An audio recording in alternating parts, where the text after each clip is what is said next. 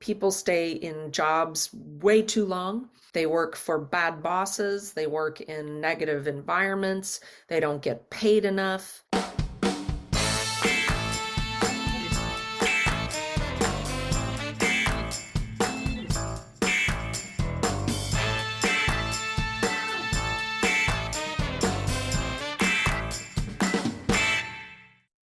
Okay, welcome back to the Marketing Playbook, presented by Details Interactive, Amperity, and Element.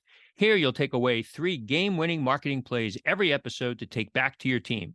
I'm your host, Mark Friedman, and my career has been focused on direct-to-consumer marketing, direct mail, physical retail, and digital commerce.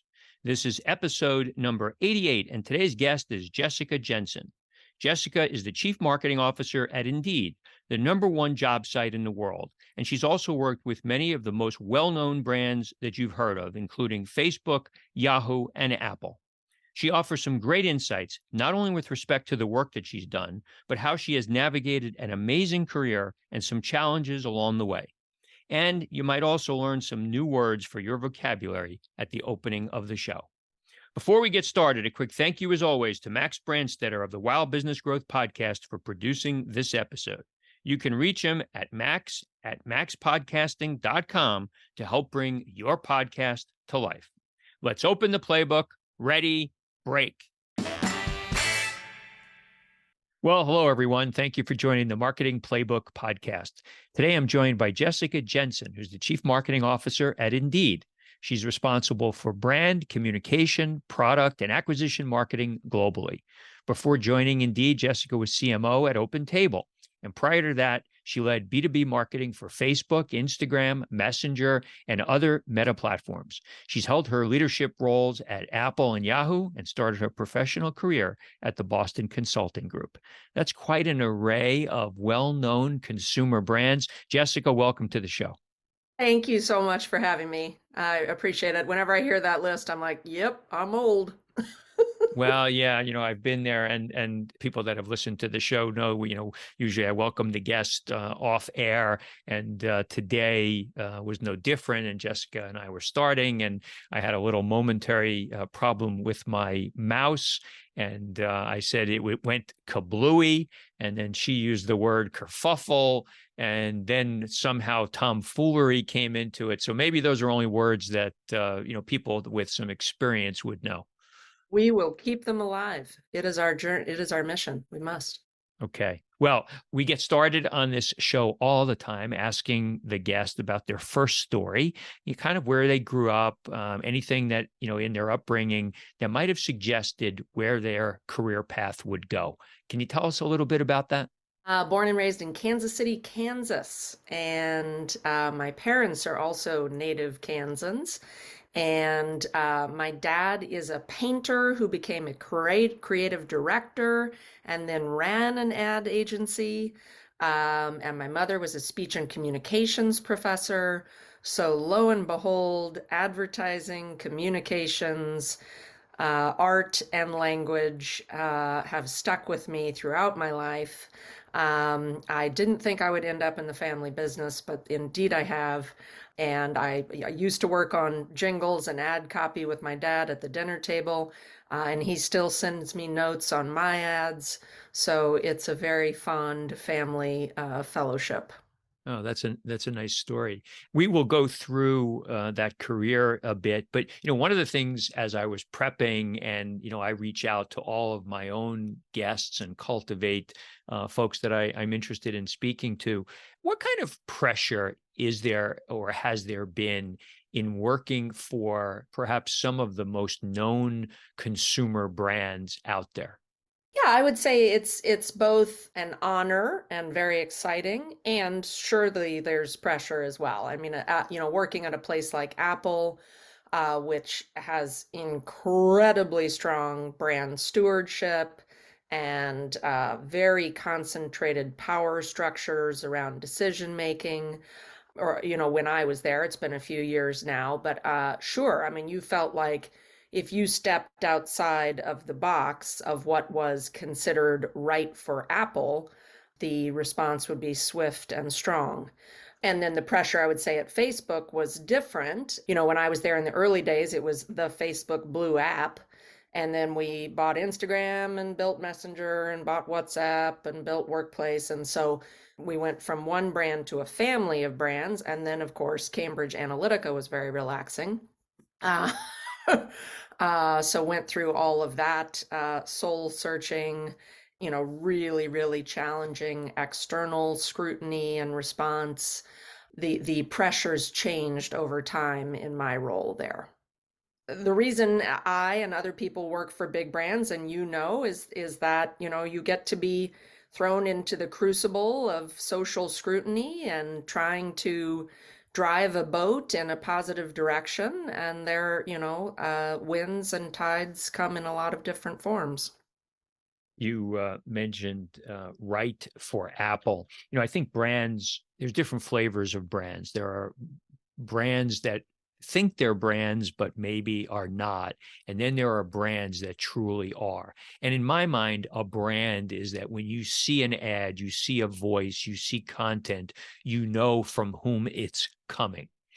How did you deal with that? When you had an idea and there was debate about whether it was right for Apple or right for Yahoo or right for Facebook. How do you deal with that as the marketer? Again, I would say it's quite different given the setting, right? Like I joined Yahoo, when it was in its teenage years, and so, had a very distinctive brand identity and voice. And I would certainly say the same for Apple.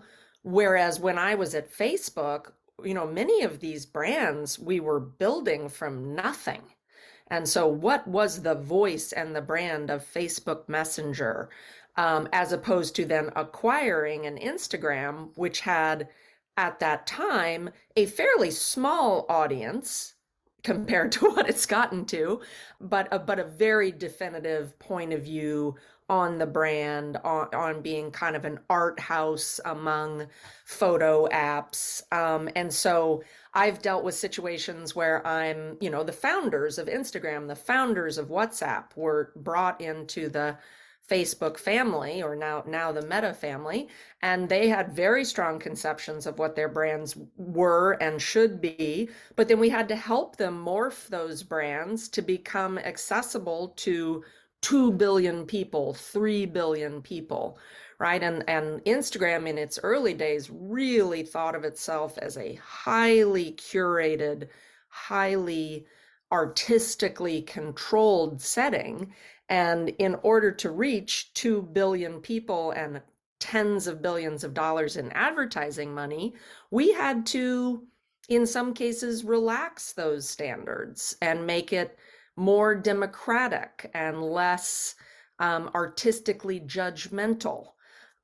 So that was an interesting journey for sure. Whereas at Apple, it was like, this is the brand, this is the voice, this is the way we promote it. Get on the bus. There's, not a lot of debate or wiggle room. Yeah, and it's interesting because as brands grow over time, you use the word relaxing, there's oftentimes relaxing. You go to Apple, and I suppose if you're a purist, you might argue that there's been some relaxation. But I think for the general consumer, of which I am one with lots of different Apple products, I don't sense a relaxation of the brand. The products are sleek, they're technologically savvy, they're not low price point, but maybe they're not the most expensive thing out there, but certainly they have stuck to their knitting. Oh, absolutely. I mean, the boxes open in a certain way with a certain release time. The measurements of the tables in the stores. I mean, the orthodoxy is impressive. And I think they have maintained that very purposefully. All right, let's go back to early in your career. You spent 5+ years on the consulting side. What did you think you were going to do with consulting? Well, who knows really? I was a liberal arts major, focused on Japan studies. I lived in Japan for a number of years and worked there. I came back to the US. I did a master's degree in international relations, and then I was like, I got to get a job.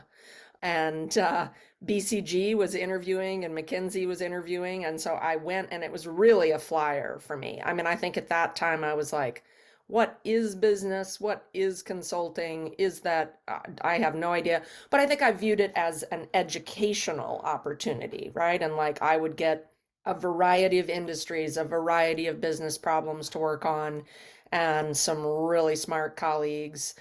So I kind of viewed it as a testing ground for me. And was I good at business? Did I like business? What kind of business? And sure enough, I did satellites, office products, filmed entertainment, packaged salad, digital distribution of music. I mean, literally, I mean, it was hilarious, the variety of things that I got to work on. And I stayed and I stayed and I stayed and I loved it. I thought it was endlessly fascinating. And I'm like so grateful for my time at BCG and the training I got there. I thought it was outstanding. And what pulled you out of BCG? Yeah, so a client of mine was Investors Business Daily, which some people know as a stock market newspaper outlet. And they were a client of ours, and we were helping them evolve from a print publication to a more diversified digital set of, not only journalism, but stock tracking apps and financial services products. So it was a pretty unique opportunity to get to lead digital transformation and to really reimagine like what is this set of assets capable of becoming in the digital world, and got to build. I remember we were building apps for Sprint, and every different mobile provider had a different set of platform specs. I mean, it was just like the wild west of mobile. So it was a pretty unique and interesting opportunity. And the timing of that is important here because this is late 90s. This is not 2020. So, at that moment in time, this was new, right? And I'm sure, Brand new. right? I'm sure you were probably dealing with lots of folks who were believing in the paper, not in the digital, right? So, how did you tackle that? I mean, some of my most fascinating and difficult negotiations and experiences were with the editorial staff of the newspaper, who understandably had grown up in print journalism and really thought about publishing cadences and certain things in a very specific way. And I think it was very disquieting to them, understandably so, that we would take the newspaper online, add a bunch more features and tools, and kind of diversify beyond journalism into the wider world of stock market analysis, and the frequency of digital publishing versus print and the price points. Those were big, gnarly discussions. Gnarly. There's another word for we're going to have a vocabulary summary There will be a 90s vocabulary quiz at the end. at the end. Okay, that's going to be good. Thriving brands today have one thing in common. They make it a priority to understand their customers. Imperity uses AI to unify customer data and help businesses know exactly who their customers are and what they care about most. Find new customers, grow loyalty, get better return on ad spend, and manage privacy compliance. An accurate, unified customer data foundation connected with the teams and tools that need it makes everything you do with customer data work better. Build your strategy on Amperity, the platform for customer data. Learn more at amperity.com. So after Investors Business, you seem to catch an entrepreneurial bug. Tell us about that. So my husband is an environmentalist and has worked for the Nature Conservancy for about 15 years, Audubon Society before that. So we were in the process of trying to make our home environmentally sustainable. And so we were looking at solar and tankless hot water heaters and cork flooring and all of these different, home improvement options. And it was impossible to find information or resources. And so we built a nationwide service called Low Impact Living, which was like Angie's List meets environmental product reviews, and then also a home sustainability calculator that my husband built. So you were able to plug in information about, where you live, size of home, source of electricity, et cetera, and get a rating for your home. this was when An Inconvenient Truth came out, and Al Gore, for those of you who remember, getting people to be more conscious about climate change. So we started this business. We raised a friends and family round. We were about to close a VC round in October of 2008, which was exactly when you wanted to be in the home equity market. And everything fell to dust. So we lost our funding. People were not investing in their homes. It was a sad end, but a fantastic experience. And we often say if we had started that business 10 years later, it probably would have had longer legs. And as many of us know, some things that come to an end open up other doors for folks. And that opened up a door for you at a company called Yahoo, it seems. Truly, yes. I mean, I think getting my hands really dirty in web development, digital content management, online partnerships, I mean, all of that stuff that we did with Low Impact Living was a great segue for me to Yahoo, where I got to run strategy for the Americas for a year, and then was the GM of two Yahoo consumer properties. Some may remember Shine, which was the woman's property, the largest women's website in the world at that time, and also Yahoo Health. And so I got to run those soup to nuts, which was fantastic. Unfortunately, as we know, Yahoo was a little bit late to the mobile boat, really kind of got overly diversified and underinvested in mobile development. Also went through four CEOs during my time there. So I would say it was tumultuous but fun. One of the things that people I've done podcasts where I'm sitting answering the questions like you are, and one of the questions that people often ask is about success. And if you look at folks' resumes, you get some sense that they have been successful. In your mind, in the businesses that you've participated in, how are you measuring success? That is a rich question.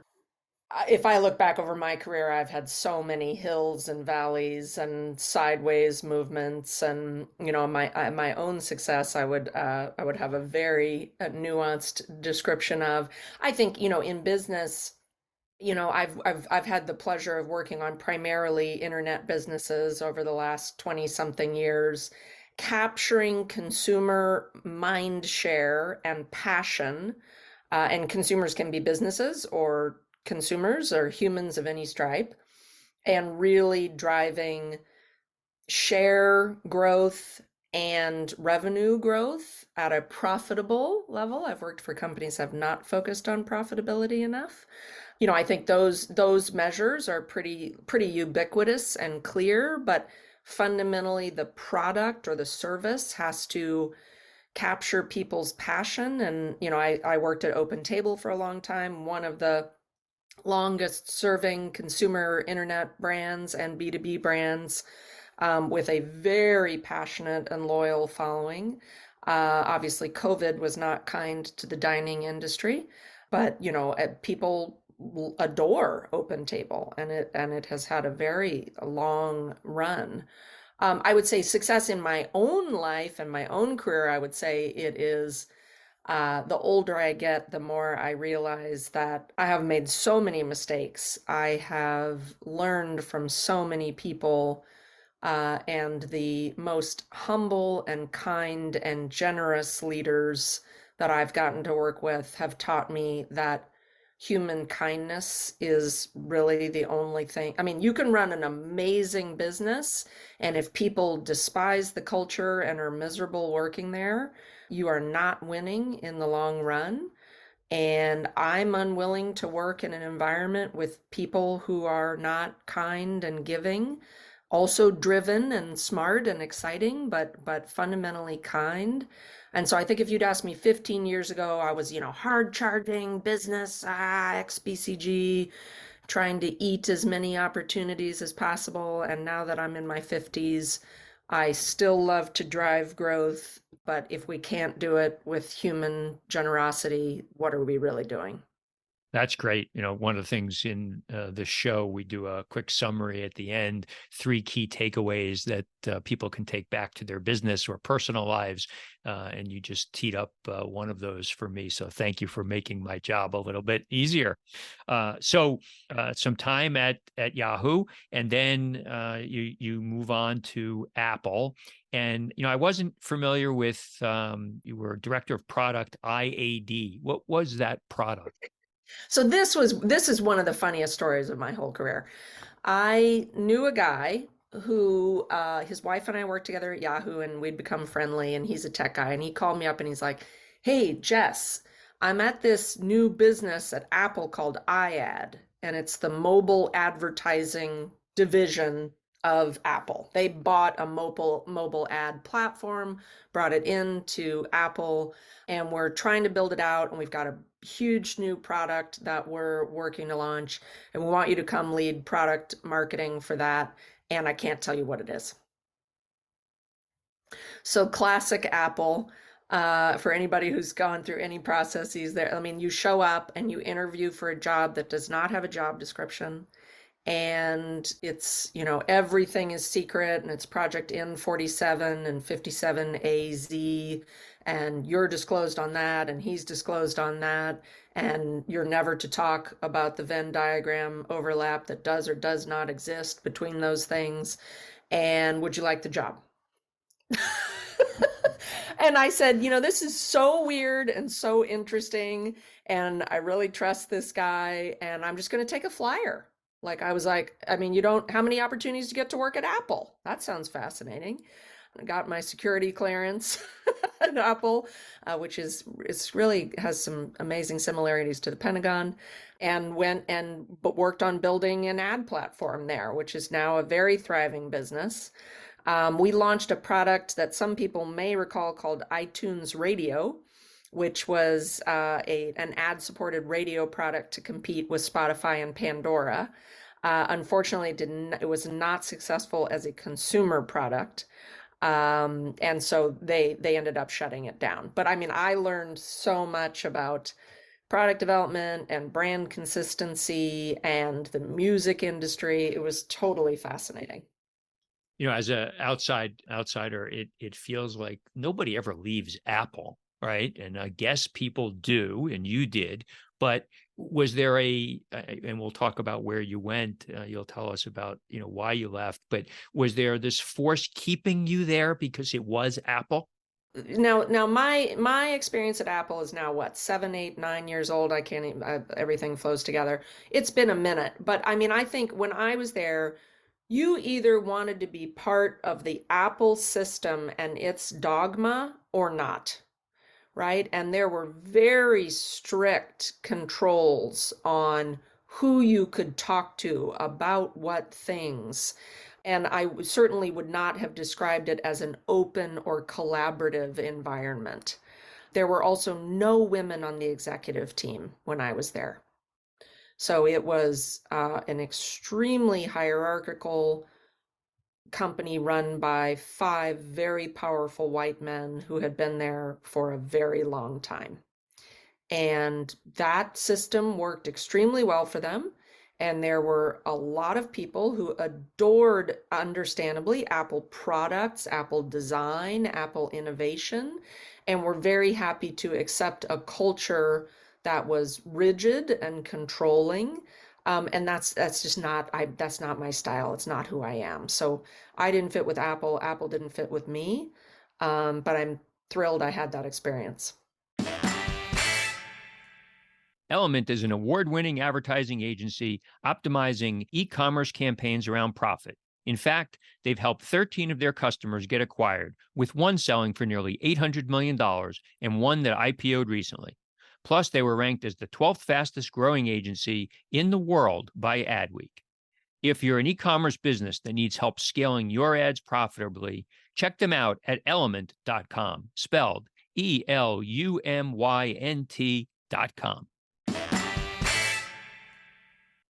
And then to another, well-known business, Facebook. Which was the definition of open, transparent, collaborative, no walls, I mean, it was just a radical cultural shift and one that I was craving. It was come and build, and if you see an opportunity, put a case together, go after it. It was a very liberating move. And, Facebook at that point, when I joined, it was 4,000 people or right around there. And it was zesty and exciting and energetic, and we were going to connect the world. We really believed that we could and that we would help people all over the world connect and share, and getting to be part of building that was thrilling. Now, privacy and data security and hate speech and all, I say when you invite 2 billion people to a party, some real assholes show up. And so, the ugly underbelly of humanity became really apparent across the platforms, and really hard to manage. And we made some major missteps and learned some very hard lessons. But it was, overall, my time there was really exhilarating. You had a few different roles at Facebook. Talk maybe just quickly about your last one there. Yeah, so at the end, I was running all global platform marketing on the B2B side for the family of apps. So the messaging, positioning, product marketing, global campaign development for B2B, for Facebook, Instagram, Meta, sorry, not Meta, Messenger, WhatsApp, etc. And really trying to drive the awareness and adoption of the platform of the family, and making sure that advertisers understood, okay, here's what I should do with Facebook and Instagram, here's what I can do on WhatsApp in India, et cetera, et cetera. And then also running a consumer insights practice about how people globally used the platforms, and publishing insights out to the business community on that consumer research. Being somebody who's a marketer, I've worked for numbers of brands where we have used Facebook as an advertising vehicle and Instagram as advertising vehicle, and then also being someone that likes to connect with friends and my third grade teacher, which I have been able to do, which has been fascinating. Many of my friends talk about Facebook today with chagrin that, it's changed from the ability to communicate with people to one big ad in their feed. How is that rationalized within Facebook? I haven't worked there in several years now, so I'm not sure I can answer that last question. I mean, I would say I still believe that the connective power of the Meta platforms is incredible, and grandparents keeping in touch with grandchildren, and college roommates, and as you said, connecting with old teachers, connecting with political movements. I mean, there are things you can do on those platforms, and now commerce, all over the place too. That's incredible. Is it ad supported? Yes. Are there times when there are too many ads or the wrong ads? Sure. Do you also feel that way on CNN and Yahoo and a bunch of other places? Probably so. I mean, I think Facebook has gotten pilloried, some of which it brought on itself, and some of which I think is undeserved. But I use the platforms a hell of a lot, and everybody in my life does. I also get some really good ads served to me that know who I am. So, I think there's a fundamental, as you know, there's a fundamental trade-off between free digital platforms and advertising. And getting that mix right is bloody hard. Good. You mentioned your time at Open Table. That was during COVID, which was obviously very difficult for hospitality. What was your role at Open Table? Well, so the funny thing is I actually was running marketing for Kayak and Open Table at the same time, because they're both booking holdings companies. I was CMO of Open Table and SVP of Kayak, and different CEOs and all that good stuff. But yeah, I started 3 months before COVID, and had getting all my plans together for brand refresh and all this stuff. And then I have never seen a chart where revenue goes to zero. And that is exactly what happened with I mean, it was just the most shocking grinding to a halt imaginable. And so we had to slash budgets, multiple rounds of layoffs, totally pivot our marketing from go out and dine to order takeout from your local restaurant and stay home and stay safe, but keep your local restaurant in business. I mean, so we became like a life support lobbying organization for the travel and dining industries. So it was totally wild. Yeah, Open Table is a favorite of ours. Though one of my frustrations about Open Table is I earn rewards for making reservations, but I have yet to do anything with any reward that I've ever given. I have no idea how to redeem any of them or what the value is of any of that reward thing. So I know that's not you anymore, but that's my dig at Open I've Table. heard that before, and people do redeem them, but I agree it could be easier and clearer. I got to figure out where to redeem them, but Yeah, I must have I'll send you thousands. some links. There you go. Thank you. All right, let's talk about Indeed. Arguably, today, if somebody's looking for a job, they start their job search on Indeed. Maybe I've heard that in a commercial. Talk about kind of the mantra of your company. So Indeed is the largest job site in the world. We have over 350 million people coming per month. We operate in 60 countries. And as you said, we are the market leader in many of our countries. Over 3.5 million employers list jobs with us. So we are a very large marketplace connecting employers and job seekers across an incredible array of, I mean, we do dishwashers, sales representatives, CFOs, lawyers, and bus drivers. So it's a fascinating global landscape of different labor market dynamics, but we are very passionate about helping people get jobs. That's our mission. And we believe that talent is universal and opportunity is not. So helping people overcome barriers to employment, which can be race, ethnicity, LGBTQ status, veteran status, incarceration history.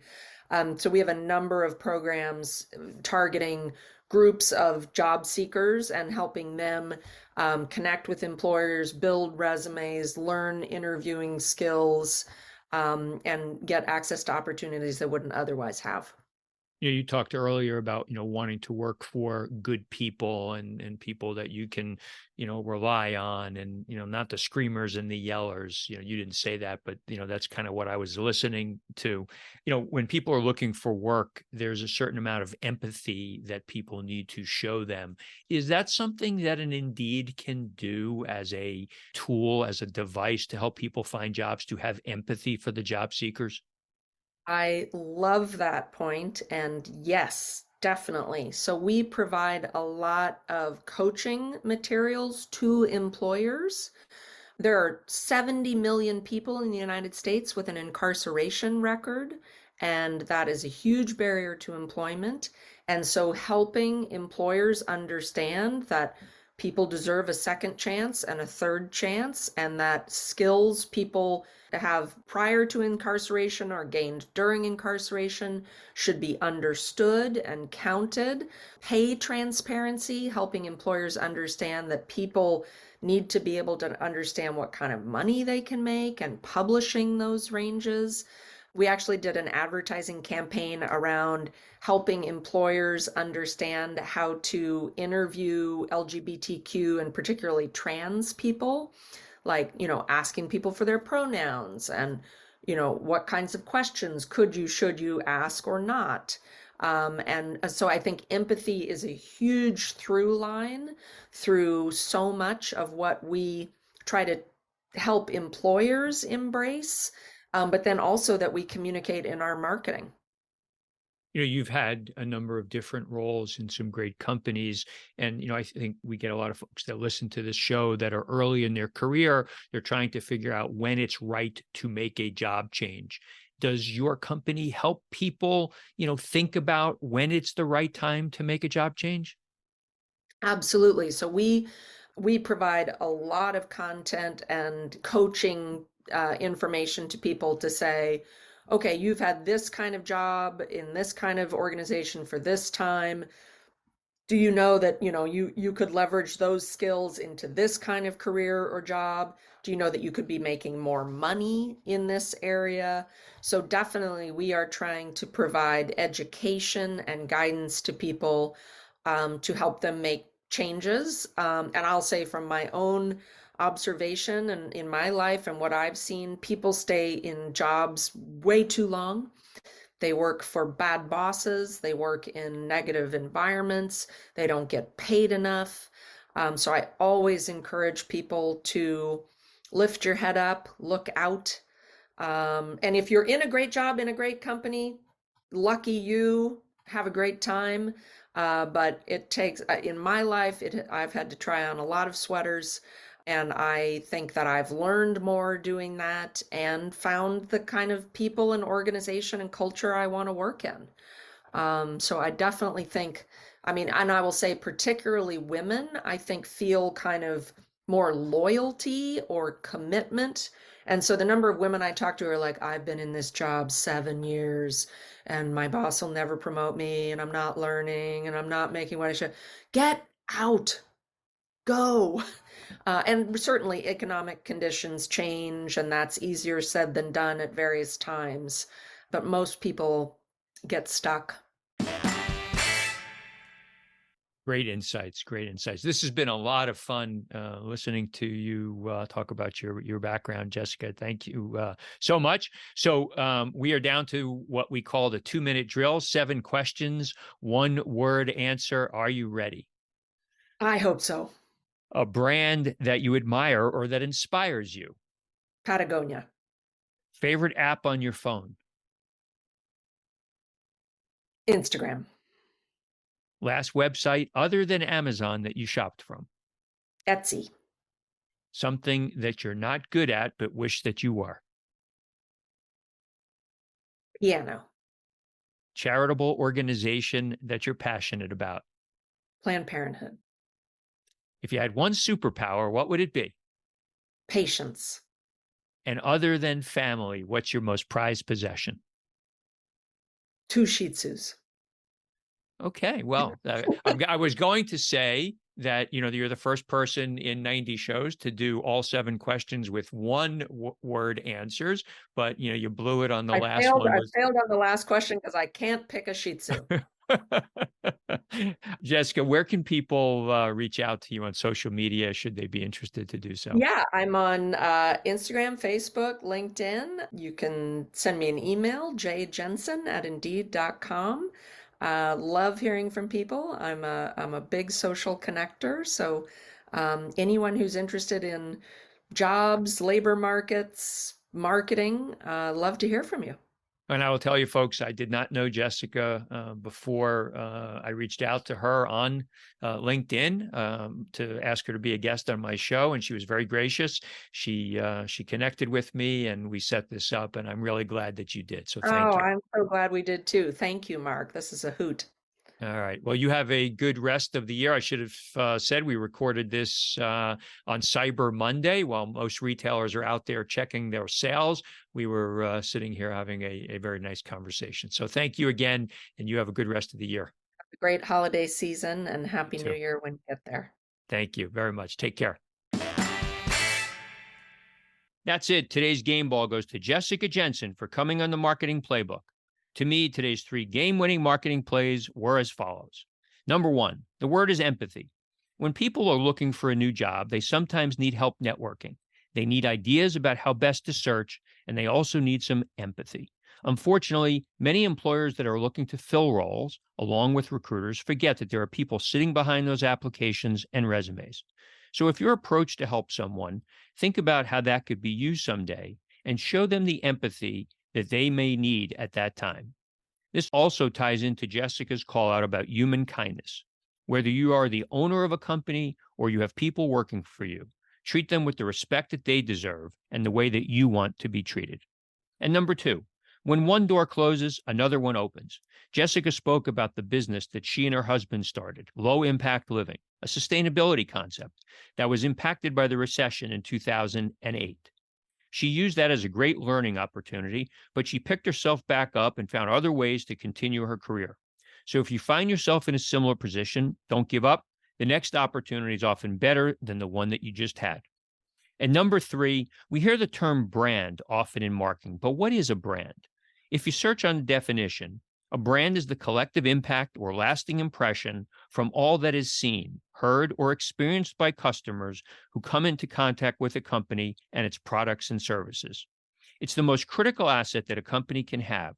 So if you're in a role where you can control how consumers see your company, every touch point is critical, from the advertising they see to how you connect with them for customer service issues. Don't ever take your brand for granted.